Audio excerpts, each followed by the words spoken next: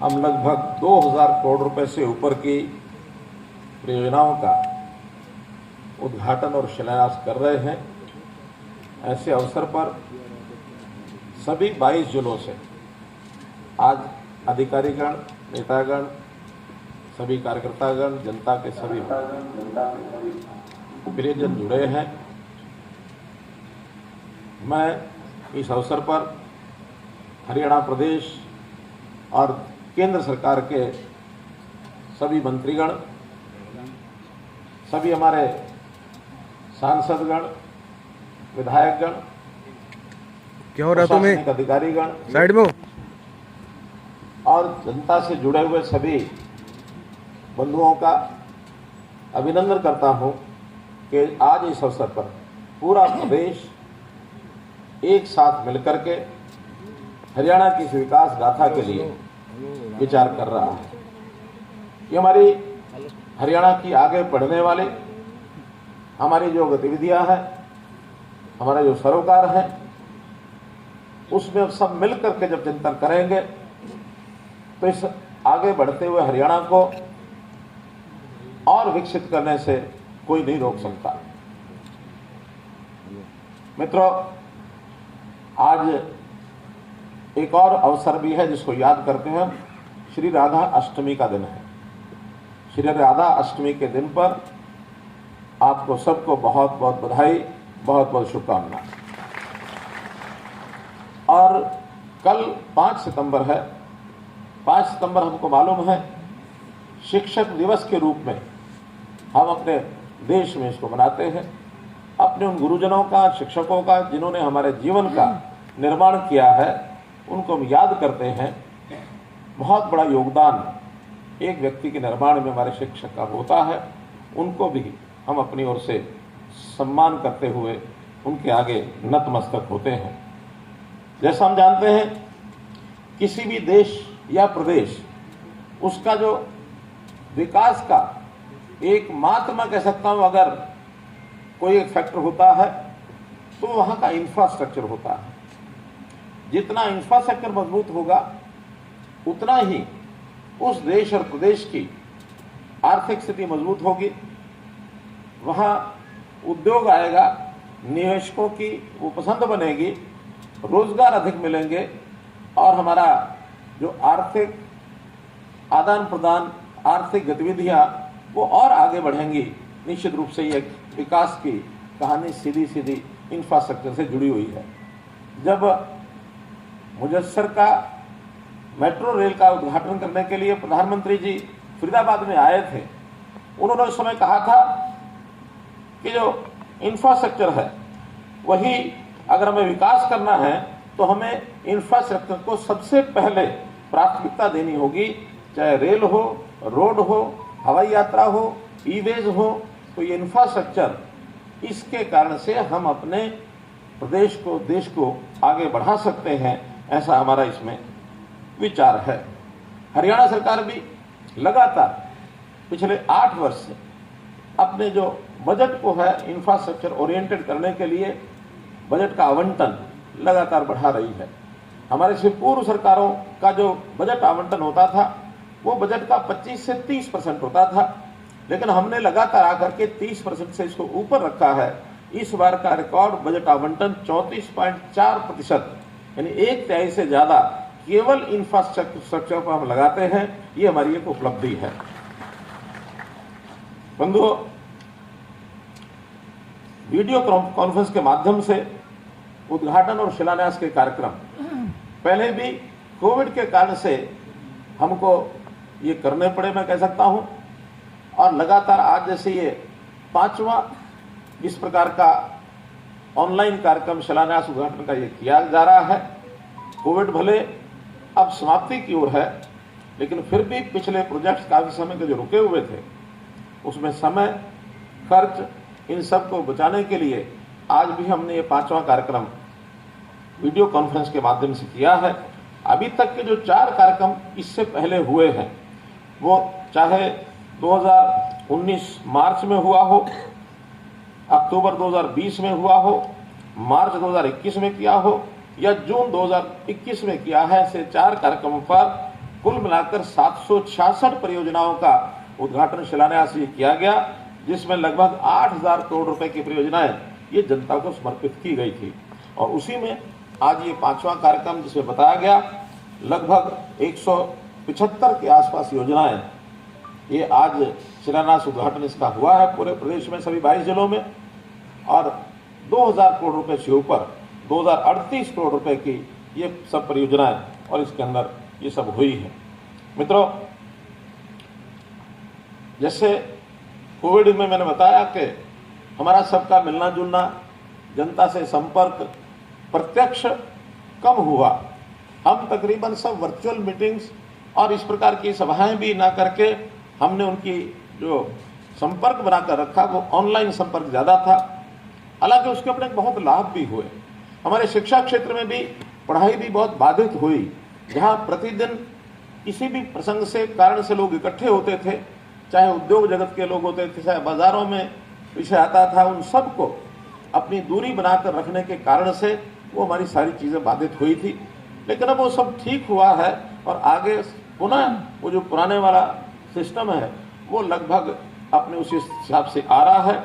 हमने इस दौरान भी अपनी रैलियां जो करनी शुरू की पूरे हरियाणा में अक्टूबर 21 के बाद 10 प्रगति रैलियां ये प्रदेश के कई जिलों में की हैं। बाकी जिले जो बचे हैं उनमें भी अगले समय में ये सब रैलियां हम करेंगे और जितनी जितनी आवश्यकताएं वहां बताई जाती हैं उन सब का ध्यान रखते हुए और वहां घोषणाएं करके और उन कामों को उद्घाटन और शिलान्यास के माध्यम से ये पूरा किया जाता है। 2015 में ही हमने आते ही घोषणा की थी कि हर जिले में एक मेडिकल कॉलेज होगा और अभी पिछले बार के बजट में हमने घोषणा की थी कि हर जिला केंद्र पर 200 बेड का अस्पताल होगा। तो ये योजनाएं, इस पर हम काम कर रहे हैं। घोषणाएं सब पूरी हो चुकी हैं मेडिकल कॉलेजेस की। अब उनके शिलान्यास और उद्घाटन इस प्रकार से सब काम चल रहे हैं और जब सभी मेडिकल कॉलेज हमारे तैयार होंगे लगभग 3000 डॉक्टर्स इनको एडमिशन MBBS का ये मिलना शुरू हो जाएगा और मैं समझता हूँ एक अच्छी संख्या वाली डॉक्टर्स की उसके बाद ये होनी शुरू हो जाएगी। आज जो डॉक्टर्स की कमी जगह जगह दिखाई देती है उसको हम पूरा कर पाएंगे। अस्पतालों का जहाँ तक जिला केंद्रों पर 200 बेड का और जिला केंद्रों के अतिरिक्त कुछ प्रदेश में 6 स्थान 7 स्थान ऐसे भी हैं जो जिला केंद्र न होने के बावजूद भी बड़ा स्थान है और जिला केंद्र से लगभग 40 किलोमीटर की दूरी पर है, वहाँ भी 100 बेड के हॉस्पिटल ऐसे सब मंजूर कर दिए हैं ताकि चिकित्सा सेवा में किसी प्रकार की कमी न रहे। आज भी फतेहाबाद के 200 बेड के हॉस्पिटल का ये शिलान्यास उद्घाटन किया है वहाँ के कार्यक्रम में। तो इसी प्रकार जहाँ तक शिक्षा का विषय है, कॉलेजेस का मैपिंग कराने के बाद हमें जहाँ जहाँ 20 किलोमीटर के अंदर कॉलेज नहीं है वहाँ चाहे कोएड का कॉलेज अथवा महिला कॉलेज इसको हमने खोला है। पिछले 8 साल में लगभग 72 कॉलेज ऐसे नए शिलान्यास उद्घाटन हुए हैं जिसमें आधे से अधिक महिलाओं के छात्राओं के जो कॉलेज हैं वो हमने खोले हैं। तो इसका भी हम लगभग पूर्ण कर चुके हैं कि 20 किलोमीटर की दूरी में कोई ना कोई कॉलेज अवश्य है। कुछ स्थान ऐसे हैं जहाँ सरकारी कॉलेज ना होकर के शायद प्राइवेट कॉलेज होगा, वहाँ भी जो गरीब छात्र छात्राएं हैं खास करके 1,80,000 रुपये की आय से नीचे के जितने विद्यार्थी हैं उन सब की फीस सरकारी है तो फ्री होगी, प्राइवेट अगर कोई फीस लेते हैं तो उसको हम सरकार की ओर से रिम्बर्स करेंगे ताकि ऐसे गरीब विद्यार्थियों को कोई फीस अपने पास से न देनी पड़े। ऐसा हम कर रहे हैं। जहाँ तक स्कूली शिक्षा है इसमें भी सुधार किया जा रहा है। स्कूलों का यानी शिक्षा का स्तर अच्छा करने के लिए संस्कृति मॉडल स्कूल ये हम खोलने जा रहे हैं। लगभग 138 ऐसे स्कूल खुल चुके हैं। इस साल का 500 नए स्कूल खोलने का, संस्कृति मॉडल स्कूल खोलने का ये हमारा टारगेट है। जहाँ तक घर में सुविधाएं, जैसा हम देखते हैं रसोई के अंदर गैस कनेक्शन, प्रधानमंत्री जी के योजना अनुसार हर रसोई में ये गैस का कनेक्शन हरियाणा में पहुंच चुका है। आज एक भी रसोई ऐसी नहीं है जिसके अंदर गैस का कनेक्शन न हो, चाहे वो शहर है, गांव है, दूर दराज का एरिया, वहां भी। ऐसे ही दूसरा विषय वो भी हमारे प्रधानमंत्री जी का मैं धन्यवाद करता हूं कि जिन्होंने नल से जल हर रसोई में पहुंचाने का जो काम आह्वान किया था, इसके अंतर्गत भी जल जीवन योजना में हर घर में गांव में, शहर में रसोई के अंदर नल पहुंच चुका है। उसकी आवश्यकताएं पानी की क्योंकि बढ़ी है, इसलिए पानी की आवश्यकता पहले जितनी थी उसको, क्योंकि वहाँ हर घर में अब चौके शौचालय भी हो गया है, सीवरेज भी गांव-गांव में डल रहे हैं, उस पानी की मात्रा को बढ़ाने का भी हमने संकल्प लिया है। इस वर्ष शहरों में भी पानी की जो आवश्यकता बढ़ी है उसको भी पूरा करेंगे। ग्रामीण क्षेत्र में भी जो पहले कहीं 50 लीटर 55 लीटर पानी हर व्यक्ति के लिए दिया जाता था, वो मांग के हिसाब से 135 लीटर जो होने की यानी आवश्यकता है, उसको धीरे धीरे उसको भी हम पूरा करेंगे। बिजली का जहाँ तक विषय है, हर गांव में, हर मोहल्ले में, हर घर में 24 घंटे बिजली मिले, इस पर हमने जो मेरा गांव जगमग गांव योजना चलाई थी, आज मुझे खुशी है बताते हुए कि 80% गाँव में, लगभग 6500 गाँव में से 5600-5700 गाँव के अंदर और हमारी जो बिजली है 24 घंटे पहुंच रही है।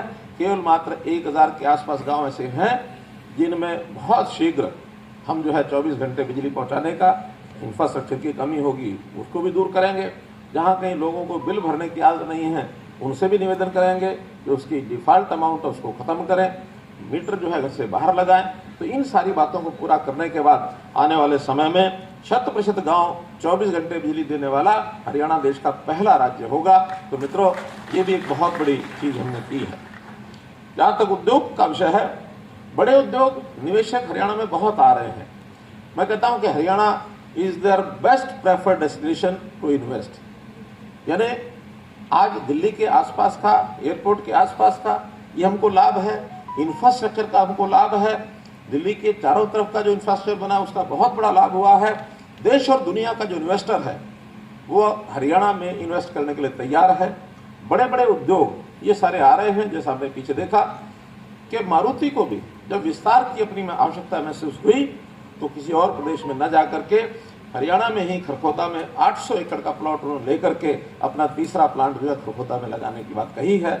इसमें 11,000 लोगों को रोजगार मिलेगा। इसलिए उद्योग के नाते हर छोटे बड़े क्षेत्र में एमएसएमई, छोटा उद्योग, देश भर में आह्वान हुआ है एक जिला एक उत्पाद। हमने उसको आगे बढ़ाते हुए एक ब्लॉक एक उत्पाद यहां तक योजना बनाई है और 140 ब्लॉक्स में सब जगह किसी एक उत्पाद के लिए उद्योग लगाने की योजना बन गई है। लगभग 40 ब्लॉक में ये काम शुरू हो चुका है, जिसके अंदर हमको 14,000 एमएसएमई यानी ये फैक्ट्रीज इन 40 ब्लॉक में लगेंगी। 3 लाख से ऊपर लोगों को ये रोजगार मिलेगा। इसकी जमीन भी ले ली गई है, इसके ऊपर काम भी शुरू हुआ है। शेष बचे ब्लॉक में भी दूसरे चरण में इस काम को हम शुरू करेंगे। निर्यात, प्रधानमंत्री जी ने आह्वान किया है कि सब प्रदेशों को निर्यात को आगे बढ़ाने के लिए योजनाएं बनानी चाहिए, क्योंकि ये भी देश की आर्थिक स्थिति को बढ़ाने के लिए एक बहुत महत्वपूर्ण कदम है। हमारा देश $5 ट्रिलियन के क्लब में ये शामिल हो।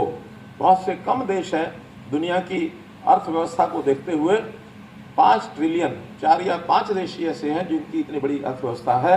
उसके अंदर भारतवर्ष कैसे शामिल हो, इसके लिए आगे बढ़ रहे हैं। हरियाणा उसमें अपने योगदान को और आगे बढ़ाएगा। अभी तक हमारा जो निर्यात है वो लगभग 1 लाख करोड़ रुपए का है। अगले वर्ष में इसको डबल कैसे किया जाए, सरकार के सभी विभाग इसके लिए लगे हैं। हमने एक फॉरेन कोऑपरेशन डिपार्टमेंट भी इसके लिए बना दिया जो इन चीजों की चिंता करेगा। इसलिए देश की अर्थव्यवस्था को बढ़ाने में भी अपना योगदान करेंगे। जब हम चुनाव लड़े थे तो हरियाणा में ही हमने करनाल से एक नारा दिया था, हरियाणा एक, हरियाणा में एक, और उसको हमने 8 सालों में सिद्ध किया है कि जितने विकास के कार्य हैं वो किसी एक स्थान तक सीमित नहीं होंगे, पूरे हरियाणा में होंगे। आज भी हम देख रहे हैं कि इन 2000 करोड़ रुपए के जो विकास के काम आज शिलान्यास उद्घाटन हुए, इसमें सब जिलों में 22 के 22 जिलों के प्रकल्प, कहीं इस बार थोड़े कम होंगे तो अगली बार वहां ज्यादा होंगे। तो इस बार जहां कहीं बहुत ज्यादा, अगली बार थोड़ा कम हो सकते हैं, लेकिन सम्यक विकास सभी जिलों का, सभी विधानसभाओं का, सभी ब्लॉक्स का, सभी जिलों का ये हम कर रहे हैं। और हमने इसके लिए हर योजना में, चाहे पिछला हमारा 5 वर्ष की योजना थी, इस बार की 5 वर्ष की योजना, 5-5 करोड़ रुपए आते ही विधायकों को कहा, किसी भी पार्टी के होंगे, पक्ष है विपक्ष है, हर एक को 5 करोड़ रुपया विधायक के अधिकार में दिया कि आप अपने काम जाकर के करा सकते हैं। अब ये भी कोई किसी प्रदेश में होता नहीं। हमने बिना किसी भेदभाव के सम्यक विकास के लिए ये काम किए हैं। 90 के 90 हलकों में सड़कों का जो नेटवर्क है ये बहुत मजबूत हो रहा है। नेशनल हाईवे ये भी इस समय पूरे प्रदेश में योजना के अंदर 17 नए राष्ट्रीय राजमार्ग नेशनल हाईवे ये मंजूर हुए, 7 उसमें पूरे हो गए हैं और शेष पर काम चल रहा है। इनके कंप्लीट होते ही प्रदेश का हर जिला किसी न किसी नेशनल हाईवे के साथ जुड़ा होगा। ये उसका एक बहुत बड़ा विषय योगदान आएगा। जहाँ तक पीडब्ल्यूडी की सड़कें हैं, मार्केटिंग बोर्ड की सड़कें हैं, इन पर भी लगातार काम चल रहा है। इस वर्ष की योजना में हमने हर एक विधायक को 25 करोड़ रुपए के मार्ग, चाहे वो ठीक कराने के हैं अथवा नए बनाने के हैं, वो राशि मंजूर की है हर एक विधानसभा में 25 करोड़ रुपए के। और ऐसे ही 5 क्रम के जो मार्केटिंग बोर्ड के रास्ते हैं, कोई भी रास्ता 5 क्रम का शेष न बचे, ऐसा मार्केटिंग बोर्ड को कहा है। जिन्होंने 650 किलोमीटर की सड़कें इसमें शेष बताई हैं, वो भी उनको कहा कि आने वाले इस वर्ष में, अगले वर्ष में 650 किलोमीटर 5 क्रम के सब रास्ते कंप्लीट हो जाएं, ताकि ये टारगेट भी हमारा पूरा हो। इसलिए इस पर भी हम काम कर रहे हैं। जहां तक गांव में तालाब का विषय है, तालाब गांव की अर्थव्यवस्था का एक बहुत बड़ा स्रोत कभी हुआ करता था। बाद में मशीनी युग होने के कारण से और तालाब धीरे धीरे गौण हो गए, उनकी उपयोगिता भी कम हुई। लेकिन ध्यान में ये आया है कि ये तालाब हमारे पानी का रिचार्जिंग का भी बहुत बड़ा स्रोत है। तालाब आज भी पशुओं के, खास करके दुधारू पशुओं के पानी पिलाने में, नहलाने में बहुत बड़ा उपयोग उसका होता है। लेकिन अगर दूषित पानी होगा तो सब बेकार होंगे। हमने हरियाणा पॉन्ड अथॉरिटी ये बनाई, लगभग 18,000 तालाब ये हरियाणा में है, जिसमें से जो तालाब खराब स्थिति में है, कहीं कब्जे हो गए हैं, कहीं एरिया कम होने के कारण से पानी ओवरफ्लो हो रहा है, कहीं पोल्यूटेड वाटर है, ऐसे 6,913 तालाब इनकी हमने पहचान की है, जिनको तुरंत ठीक करने की आवश्यकता है। प्रधानमंत्री जी ने इस अमृत महोत्सव, ये अमृत काल के इस कार्यक्रम में उन्होंने अमृत सरोवर योजना बनाई, जिसमें कहा कि हर जिले में 75 तालाब, इनको अमृत सरोवर योजना के अंतर्गत साफ किया जाए। हम उस टारगेट की ओर भी आगे बढ़ रहे हैं, जिसमें 595 तालाबों का काम ये पूरा हो चुका है और 745 तालाबों का काम अभी चल रहा है। तो ऐसे कुल मिलाकर के ये 1340 तालाब ये उस योजना के अंतर्गत हमने लिए हैं। शेष तालाब अथॉरिटी के माध्यम से और भी इसको हम पूरा करेंगे।